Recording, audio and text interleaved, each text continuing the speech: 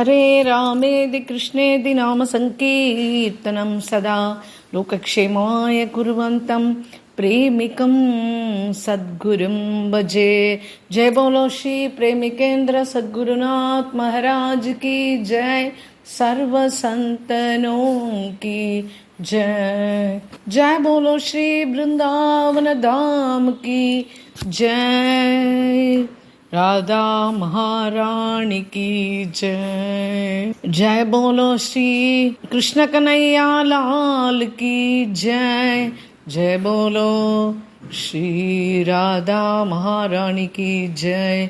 श्री यमुना महारानी की जय। श्री रज महारानी की जय। जय जय श्री राधे। जय जय श्री राधे। जय जय श्री राधे। ராதே கிருஷ்ணா சகீஸ். இன்னைக்கு நம்ம பிருந்தாவன மானசீக பரிக்கிரமால டே 5ல் இருக்கும். இப்போது தொடர்ந்து ஒரு ராதா பிஹாரி ஆலயத்தோடு முடித்தோம். அதுக்கப்புறம் அங்கேருந்து ஒரு 15 நிமிஷம் இப்படியே நடந்து வந்தால் அங்கே ஒரு மரம் பாலம் ஒன்று வரும். அதிலேயே கொஞ்சம் ஒரு 10-15 நிமிஷம் போனோன்னா வலதுபுறத்தில் இம்லித்தலா, ஸ்ருங்காரவட், கேஷி காட் இதெல்லாம் அங்கே இருக்குது. இப்போ நம்ம சேவா குஞ்சம் பார்ப்போம். பரிக்கிரமா மார்க்கத்துலேருந்து கொஞ்சம் அவுட்டரில் ஒரு 5 நிமிஷம் நடக்கணும். அப்போ தான் இந்த சேவா குஞ்சு வரும். இங்கே கிருஷ்ணனுடைய சுந்தரமான சேவா நடக்கிறது. இந்த சேவா குஞ்சில் இருக்கிற ரங்க மஹலில் தான் கிருஷ்ணன் ராதையும் 2 பேரும் ராசம் ஆடுற இடம் இது. இது நிக்குஞ்ச வனம் அப்படின்னும் இதை சொல்கிறா. இங்கே லலிதா குண்ட் இருக்கு. ராசா ஆடி களைச்சி போன லலிதாவுக்கு ரொம்ப தாகம் எடுத்ததுனால கிருஷ்ணனுடைய புல்லாங்குழலால் கீறி அந்த இடத்துல அந்த குண்டம் ஏற்படுத்தின. அதனால் அந்த குண்டத்துக்கு பேர் லலிதா குண்ட் அப்படின்னு சொல்லிட்டு பேர் அப்படின்றா. இப்படி பிருந்தாவனத்தில் இங்கே இன்னொரு முக்கியமான விஷயம் நித்யானந்த மகாபிரபுவனுடைய தண்டம் அங்கே இருக்குது. அதை நம்ம கேட்டு நம்மளுக்கு கொஞ்சம் தலையில் வச்சுக்கணும் அப்படின்னு சொல்லி கேட்டு அவளை தலையில் வைக்க சொல்லும். இது இங்கே ரொம்ப பிரசாதமாக நம்மளுக்கு அது கிடைக்கிறது.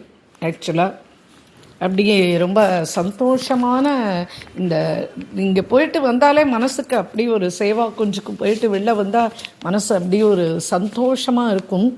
அப்புறம் நிதிவன் இதே தான். அந்த நிதிவன் ரகசிய கேலி, ஸ்ரீ ராதாகிருஷ்ணனுடைய ரகசிய கேளிக்கைகள் நடக்கிற இடம்தான் இந்த நிதிவனம். இந்த ராதா மாதவன் ராத்திரி இங்கே சயனிக்கிற மாதிரி சொல்லப்படுறது. இந்த சுவாமி ஹரிதாஸ் அவருடைய சாதனா செஞ்ச இடம் அந்த ரங்கமகள். நம்ம இப்போ சொன்னோம் இல்லையா, இந்த ரங்கமகளில் இந்த பிரியா பிரீத்தமனுடைய சயன அறை இருக்குது. சயன இடம் நம்மளுக்கு தரிசனமாகும்.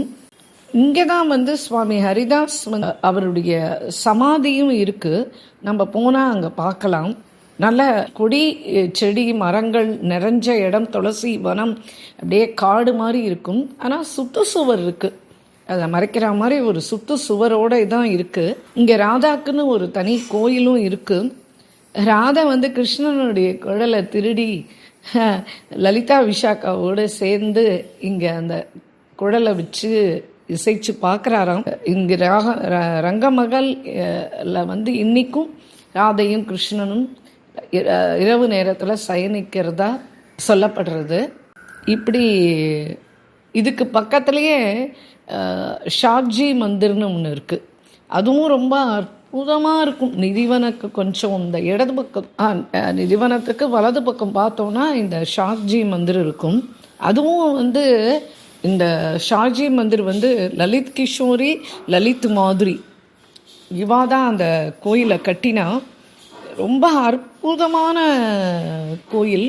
ஃபுல்லாக ஒயிட் மார்பிள் ஸ்டோன்லேயே தான் அந்த கோயில் ஃபுல்லாக கட்டியிருக்கா. இங்கே 1917 வருஷம் இவர் இந்த கோயிலை கட்டினார்.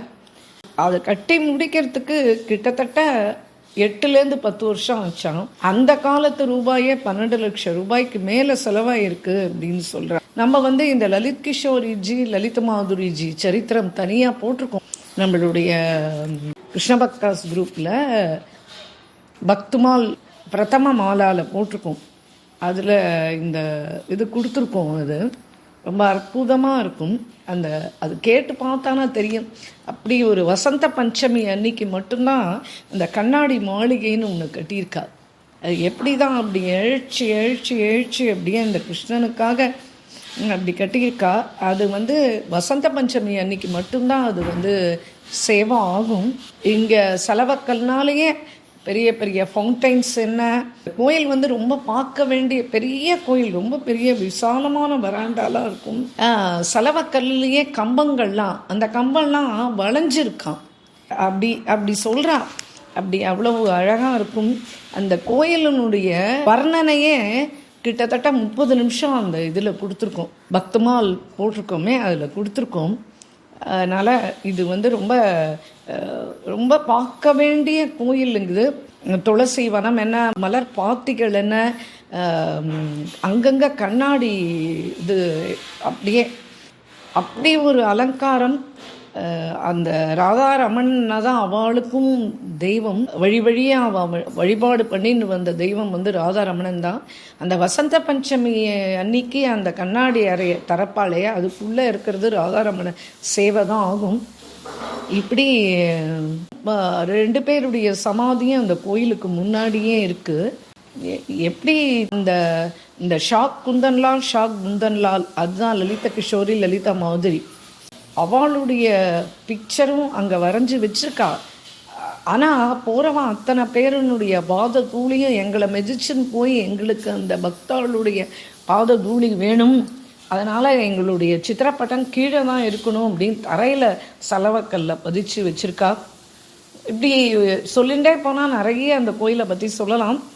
அப்படி இந்த பகவானுக்காக அதே மாதிரி ராதாரமன் கோயிலில் இருக்கிற அந்த தங்க சிம்மாசனம், ராதாரமணன் உட்காராரு, அந்த தங்க சிம்மாசனமும் இவா தான் கொடுத்துருக்கா அந்த கோயிலுக்கு.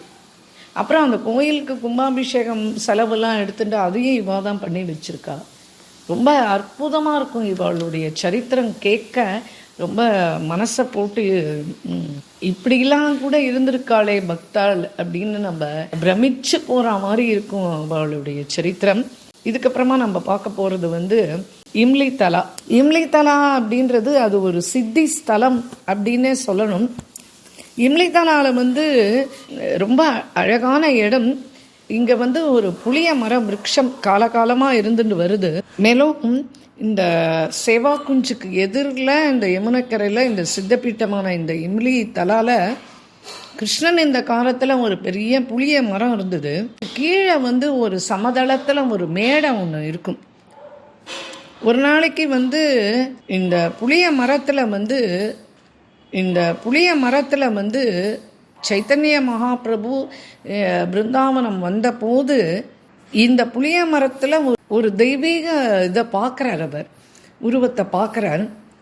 உடனே அவருக்கு அந்த மேடையில் உட்கார்ந்தார். அவருக்கு ஏதோ அந்த இடத்துல ஒரு ஆகர்ஷணம். அங்கே உட்கார்ந்து அங்கே எப்போவுமே ஒரு இனிமையான காற்று வீசுமா. அப்போது ராதாகிருஷ்ணனுடைய ஸ்பூர்த்தி விசேஷத்தினால மகாபிரபுக்கு எல்லா லீலைகளும் அப்படியே அவ இருந்தபோது செஞ்ச ராதாகிருஷ்ணர் செஞ்ச லீலைகள் அத்தனையும் அப்படியே அவர் கண்ணுக்கு எதிர்க்க தெரியறது. இந்த இடத்துல உட்கார்ந்துட்டு தான் சதா நாம ஜபம் பண்ணிகிட்டே இருப்பார். அவர் பிருந்தாவனத்தில் இருந்த காலம் வரைக்கும் மகாபிரபு இந்த இடத்துல உட்கார்ந்து தான் நாம ஜபம் பண்ணுற வழக்கம். மேலும் சதா அவருடைய கண்ணில் இந்த லீலைகள்லாம் தெரிய ஆரம்பிக்க அப்படியே கண்லேருந்து தார தாரையாக அப்படியே கண்ணீர் பெருகின வண்ணம் தான் இருக்கும். அப்படி பிரபு அக்ரூர் காட்லேருந்து இந்த இடத்துக்கு வந்துடுவார்.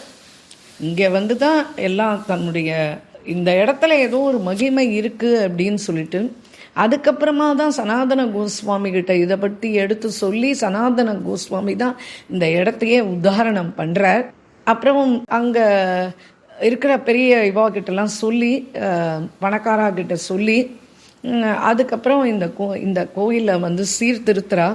புளிய மரம் கால கிரமேண அது அப்படியே பட்டு போயிடுறது. அதுக்கப்புறமாவும் திரும்பியும் வளர்றது.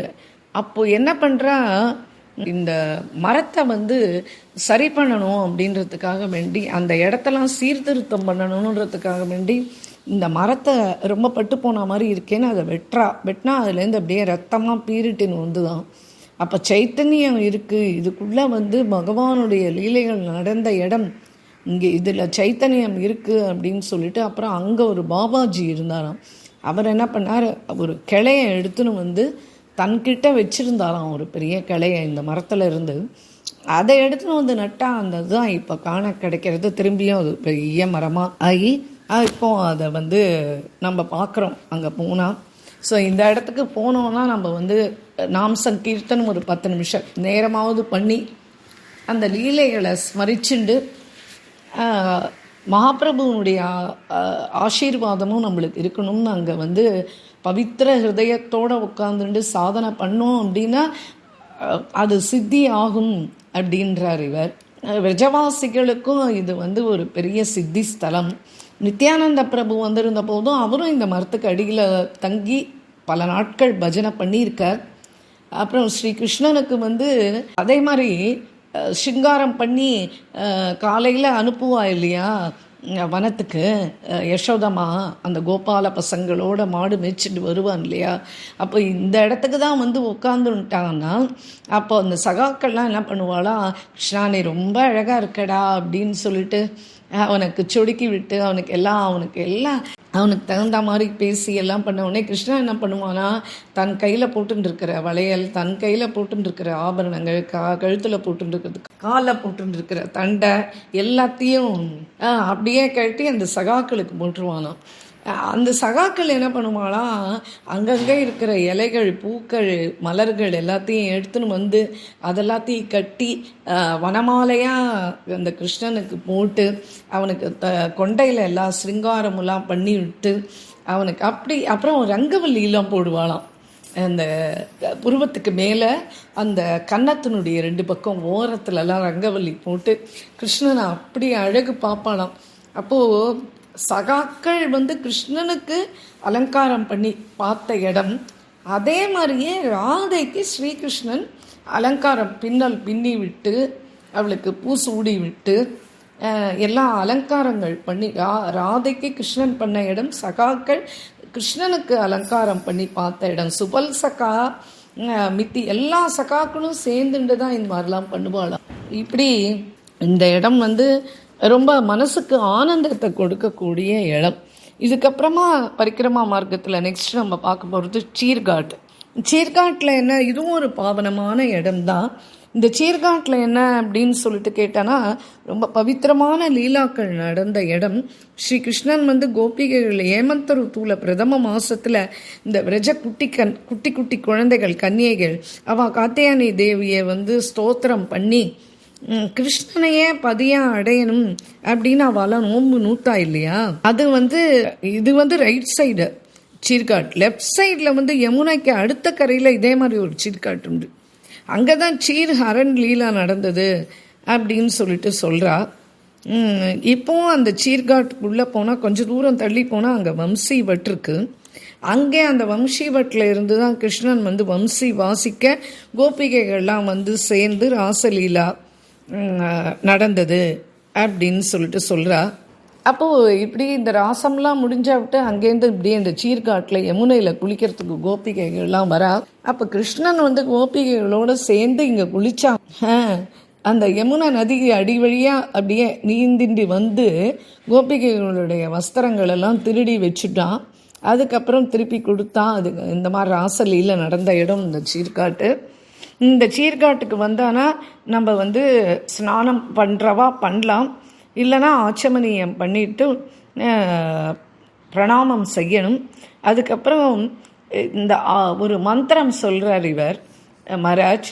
அநேக வர்ண வஸ்திரேஷு பூஷிதாய விரஜோகஷே நானாச்சீர் பிரவிஷ்டாய நமஸ்தே கோபி வல்லபே அப்படின்னு சொல்லிட்டு அந்த சீர்காட்டுக்கு உனக்கு நான் நமஸ்காரம் பண்ணுறேன் அப்படின்னு இந்த மந்திரத்தை வந்து 6 தடவை சொல்லி நமஸ்காரம் பண்ணணும் அப்படின்ற. ஏதாவது பழைய துணி அந்த இருந்ததுன்னா அந்த அந்த நானாவர்ண சித்திரமான கலரில் இருக்கிற அந்த துணியை ஒரு அங்கேயே கொடுப்பான். அதை வாங்கி அந்த மரத்தில் கட்டி விடணுமா, அது ஒரு ஐதீகம். இப்படி சீர்காட்டு ரொம்ப ஸ்மரிச்சிக்க வேண்டிய இடம். அதுக்கப்புறமா நம்ம கேசி காட்டுக்கு வரோம். கேசி காட்டு வந்து கேசியோட பகவான் யுத்தம் பண்ண இடம், அதுதான் கேசி காட். கேசி காட் வந்து பகவான் வந்து கிருஷ்ணன் கேசியை வதம் பண்ண இடம். இந்த இடத்துல வந்து கேசி வந்து இந்த கம்சனுடைய ரொம்ப துஷ்டமான வேலைக்காரன் நண்பன்னு சொல்லிக்கிறான். அவன் வந்து தன்னுடைய மாயாவியினால அந்த சக்தியினால குதிரை ரூபம் எடுத்துன்னு வந்து இந்த கிருஷ்ணனை வந்து சம்ஹாரம் பண்ணணும் அப்படின்றதுக்காக வேண்டிய கிளம்பி பிருந்தாவனத்துக்கு வரான். உடனே அவன் வந்து எதிர்க்க வந்து இது பண்ண உடனேயே பகவான் புரிஞ்சுன்னுட்டார். உடனே என்ன பண்ணார், காலால் அப்படியே ஒரு நசுக்கினார், உதைச்சார். அப்போது இந்த பகவான் அவனுக்கு தெரியல, அவன் அப்படி பண்ண உடனே பகவான் என்ன பண்ணார், இவனுடைய காலை எடுத்து சுழட்டி அப்படியே தூரத்தில் தூக்கி விசிறினார். அது 100 அடி தூரத்தில் போய் இவன் விழுந்தான். அப்படியே மூர்ச்சையாகி கீழே விழுந்தான். அதுக்கப்புறம் இவனுக்கு திரும்பியும் ஞாபகம் வந்து திரும்பி பகவானோட மோதிரத்துக்கு வந்தான். அப்போ என்ன பண்ணார், பகவான் அவனுடைய தொண்டையை பிடிச்சி அப்படியே நசுக்கிட்டார். உடனே அவன் கருண்டு அப்படியே கீழே விழுந்தான், உயிரையும் விட்டான். அதுக்கு அப்புறமா அந்த வதம் நடந்தது இல்லையா, அதனால் பகவான் என்ன பண்ணார், உடனே அந்த யமுனையில் இறங்கி குளித்தார். அதனால் அந்த இடத்துக்கு பேர் கேசி காட்டுன்னு. இந்த இடத்துல வந்து ரொம்ப முக்கியமானது மகாராஜ் என்ன சொல்கிறார் அப்படின்னா, இந்த இடத்துல பிண்டம் போட்டால் பித்ருக்களுக்கு அவளுக்கு வந்து கயையில் போய் போட்ட பலன் கிடைக்கும். அதோடு மட்டும் இல்லை, இந்த கேசி காட் வந்து கங்கையை விட 100 மடங்கு புனிதமானது அப்படின்னு சொல்லிட்டு வராக புராணம் சொல்கிறார். இப்படி ரொம்ப ரொம்ப முக்கியமான ஸ்நானத்துறை இது. எல்லா இடத்துலையும் சில இடத்துல பரவாயில்ல ஆட்சமனயம் பண்ணிக்கலாம் அப்படின்றாரே, ஆனால் இங்கே சொல்கிறார் மகாராஜ், இங்கே ஸ்நானம் பண்ணிக்கணும், பண்ணிண்டா அது ரொம்ப விசேஷம். அதே மாதிரி இங்கே வந்து சந்தியா ஹாரதி இங்கே பார்த்தா ரொம்ப நல்லா இருக்கும். சாயங்காலத்தில் யமுனா மகாராணிக்கு சந்தியா ஹாரத்தியும் நடக்கிறது. இது கேசி காட் பார்த்துட்டோம். இப்போ அடுத்தது நம்ம பார்க்கக்கூடிய இது தீர் சமீர். இந்த தீர சமீர் காட் அப்படின்ற இடத்துல என்ன அப்படின்னா, எப்போவுமே என்ன வெயில் அடித்தாலும் இந்த இடத்துல மட்டும் எப்பவும் குளுமையாக ஜிலு நல்ல ஒரு காற்று இங்கே குளுமையாக இருக்கும். ரொம்ப ரம்யமான இடம். இந்த இடத்துல வந்து காத்தியாயனி விரதம் இருந்தா இல்லையா, அந்த கோபிகை குட்டிகள், அவளுக்கு வந்து அதாவது வாக்குறுதி கொடுத்தான் இல்லையா, அதனால ராசத்துக்கு அப்புறம் இந்த இடத்துல இந்த ஒரு கோபி குட்டிக்கும் தான் கொடுத்த வாக்குறுதியை நிறைவேற்றின இடம் அப்படி தீர சமீர் காட்டு. இது கீத கோவிந்தத்திலேயும் ஜெயதேவர் பாடுறாரே, தீர சமீரே யமுனா தீரே வசதேவனே வனமாலி கோபி பீன பயோதர மர்தன சஞ்சலகர யுகசாலி அப்படின்னு பாடுறாரு அந்த தீர சமீரம். இதுதான் அதனுடைய இம்பார்ட்டன்ஸையும் நம்ம இப்போ பார்த்துட்டோம். இதுக்கு அடுத்தது நாம் பார்க்க வேண்டியது வந்து நெக்ஸ்ட்டு இந்த வம்ஷிவட் அப்படின்றது வந்து அங்கே ராஸ்பிஹாரி கோபிநாத் ஆலயம் இருக்குது. இங்கே என்னன்னா, இந்த கோபேஸ்வர மகாதேவ் வந்து கிருஷ்ணன் பிறந்த உடனே பார்க்கணும் அப்படின்றதுக்காக கோபிகையாக வேஷம் போட்டுன்னு வந்தாராம். இந்த கோபேஸ்வர மகாதேவ் வந்து நம்ம முதல்ல அவர்கிட்ட தான் ஆக்ஞை வாங்கிக்கணும். நான் எங்களுக்கு நல்லபடியாக இந்த விரஜ பரிக்கிரமா நல்லபடியாக முடியணுன்றது அவர்கிட்ட நம்ம ஆக்ஞை வாங்கிக்கணும், அவரை ஸ்மரிச்சுக்கணும். அட்லீஸ்ட்டு அந்த கோபேஸ்வர ஆலயத்துக்கு கொஞ்சம் மேலே போனோன்னா இந்த வம்ஷிவட் ரொம்ப பிரசித்தமான இடம். இது ரொம்ப புனிதமான இடம் கூட. சரத் பௌர்ணிமா அன்னைக்கு ஸ்ரீகிருஷ்ணன் வந்து இந்த ஒரு பெரிய ஆலமரம், அந்த ஆலமரத்துக்கு மேலே அந்த ஆலமரத்துக்கு கீழே ஒரு பெரிய மேடை, அதில் வந்து கிருஷ்ணன் வந்து நின்றுண்டு புல்லாங்குழல வச்சுன்னு ஊதி அத்தனை கோபிகைகளையும் கூப்பிட்டு அப்புறம் ராதை எல்லாருமே அங்கே ஓடி வரா. அப்போது இந்த ராசம் இங்கே நடக்கிறது ரொம்ப அற்புதமாக. ஆனால் இந்த இடத்துல இருந்த ஆலமரம் வந்து நாளடைவில் அது வந்து யமுனா வெள்ளத்தில் அடிச்சுன்னு போயிடுது அப்படின்னு சொல்லிட்டு சொல்கிறா. இங்கே வந்து மது பண்டிதர் அப்படின்னு சொல்லிட்டு அவருக்கு வந்து சாக்ஷாத் இந்த கோபிநாத் வந்து தரிசனம் கொடுத்துருக்கானோ.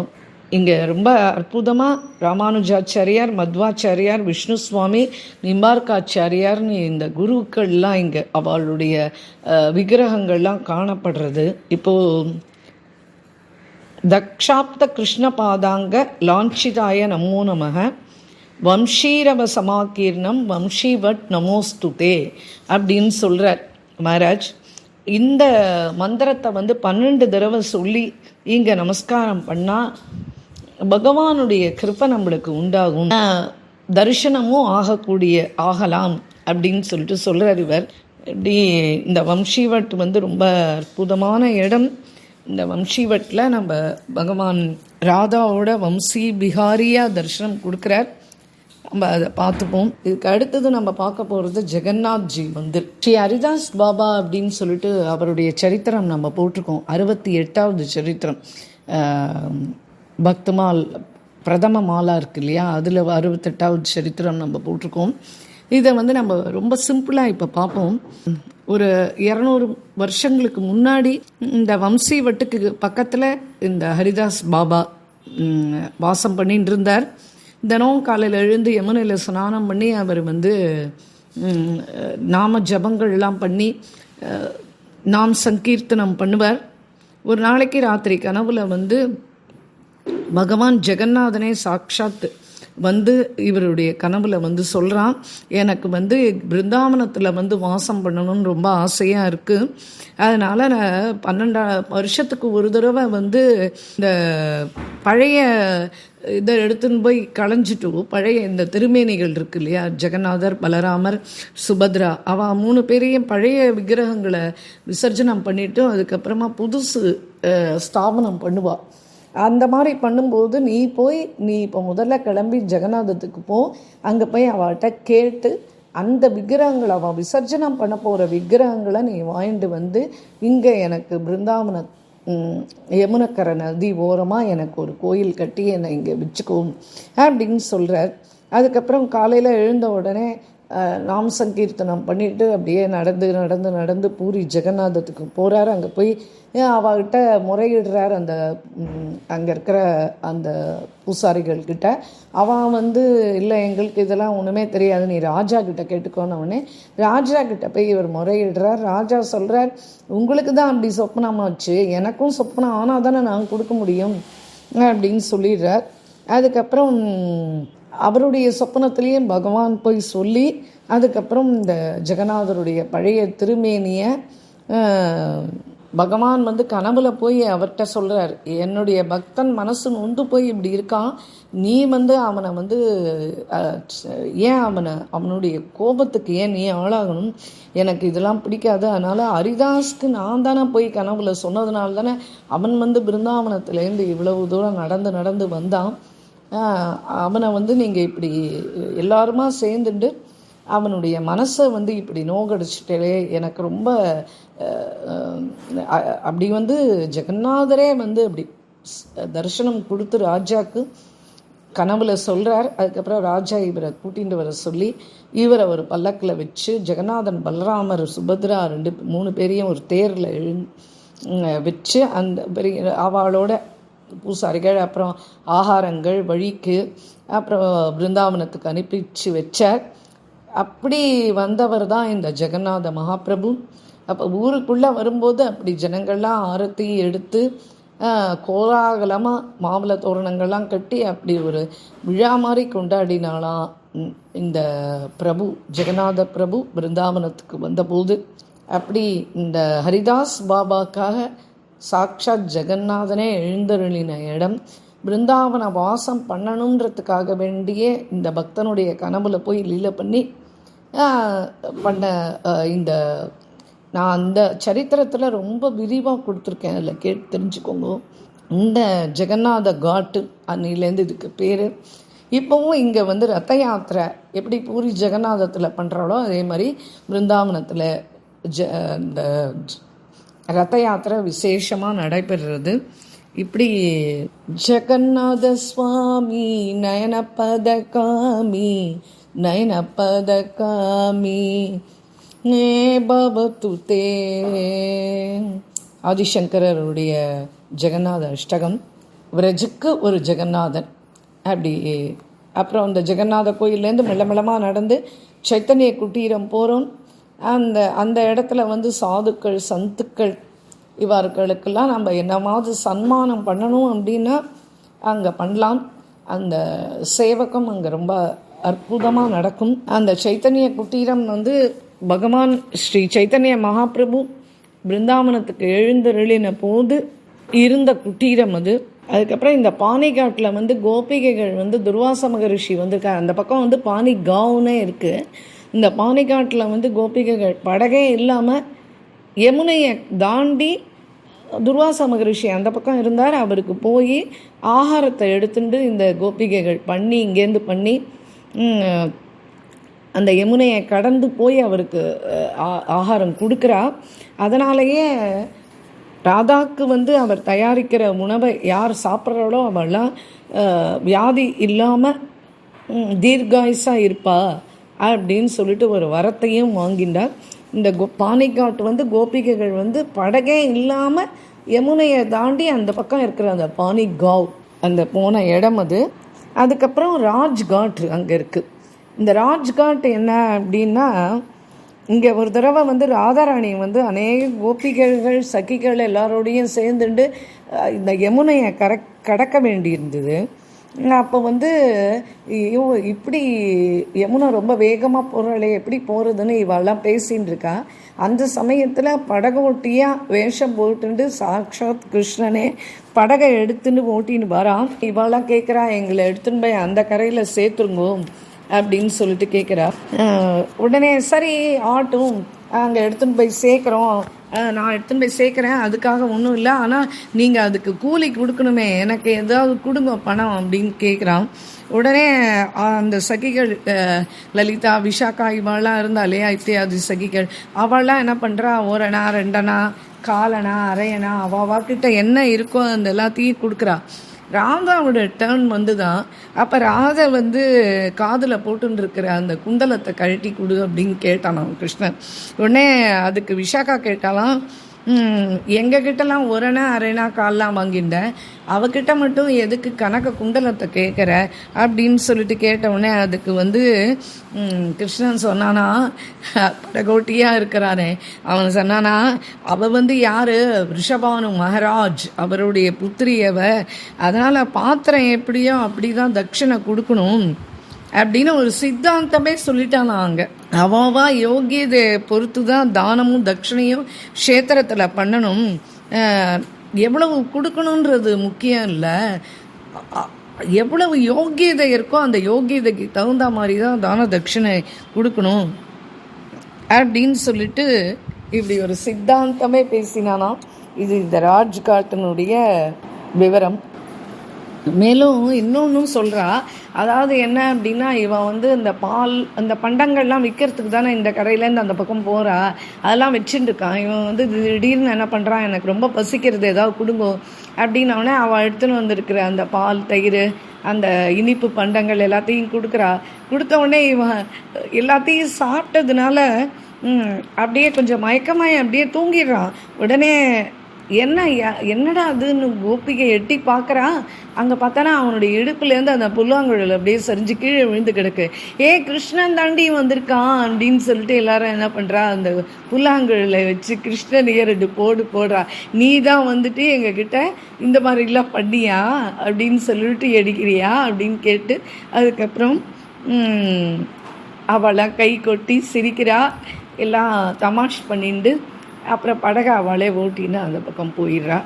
எப்படி இந்த ராஜ்காட்டுக்கு வந்தனா பகவானே ஓடக்காரனாக வந்து அந்த யமுனைகளை அந்த கரையை தாண்டி விட்ட இடம் இந்த ராஜாகாட். இதுக்கப்புறம் நம்ம பார்க்க வேண்டியது வந்து மேலே போகிறோம், சைத்தன்ய பைட்டக் இருக்குது.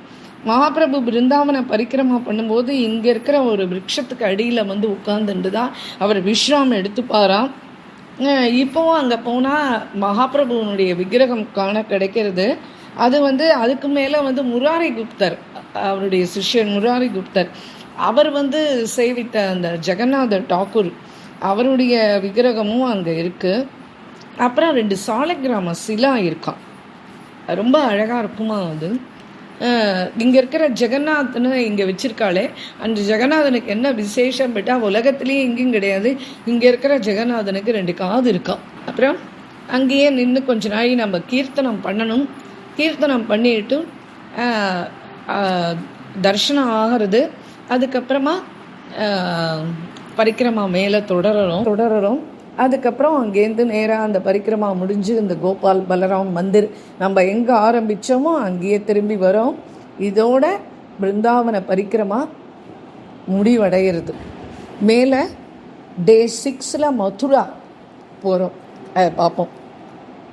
जय बोलो श्री प्रेमिकेंद्र सद्गुरुनाथ महाराज की जय, सर्व संतनों की जय.